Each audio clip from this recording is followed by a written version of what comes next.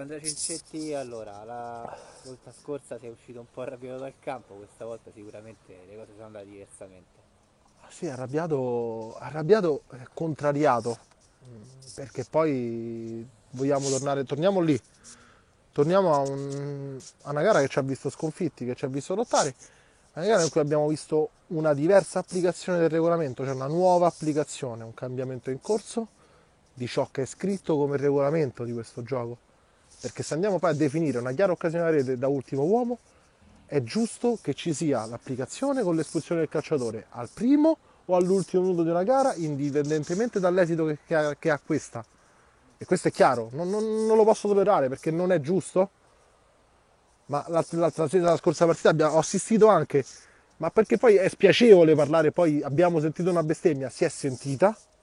Allora, il regolamento ora dice che la bestemmia, se sentita, va sanzionata dal cartellino rosso. Ne abbiamo avute a favore poche, ne abbiamo avute contro molte, le ho tutte accettate. Quello che non accetto poi è che si senta la bestemmia proprio perché l'ho sentita, a detta dell'arbitro, viene dato il giallo. È un'applicazione scientifica del giallo? Ok, mettiamolo in chiaro e stendiamolo dall'inizio del campionato per tutte le gare, dalla prima all'ultima, come è giusto che sia. Ecco perché poi esco contrariato, perché poi le gare si perdono. Non sto a recriminare perché poi la squadra ha avuto delle colpe che l'hanno portata a non vincere la gara, neanche a pareggiarla, questo per sfortuna. Ci abbiamo messo del nostro, ma vedere applicate delle situazioni assurde dà fastidio. Ecco perché esco dal campo e me ne vado. Stasera sono qui, siamo tornati alla vittoria. Noi siamo abituati così.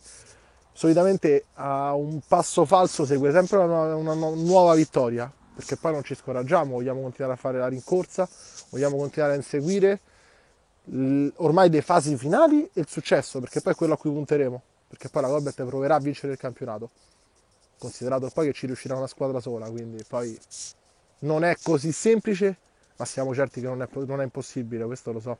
A fine giro di andata abbiamo fatto una domanda su quanto mancasse ancora al potenziale del 100% di questa squadra. La risposta era stata dobbiamo recuperare Sterbini, e è stato fatto, dobbiamo recuperare Tubani, è stato fatto, stanno arrivando anche i gol di D'Anversa che insomma è uno che quando entra possiamo dire non titolare, ecco, mettiamola così. eh, la squadra è al 100% del suo potenziale o manca ancora No, qualcosa di no, supplementare? è ben lontana da quello che è il suo 100%. Lo so io, lo sanno i ragazzi, lo sa il mister.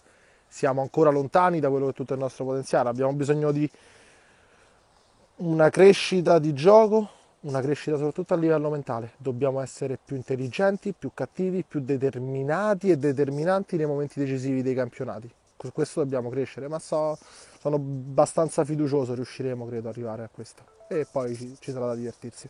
Grazie. Grazie a voi.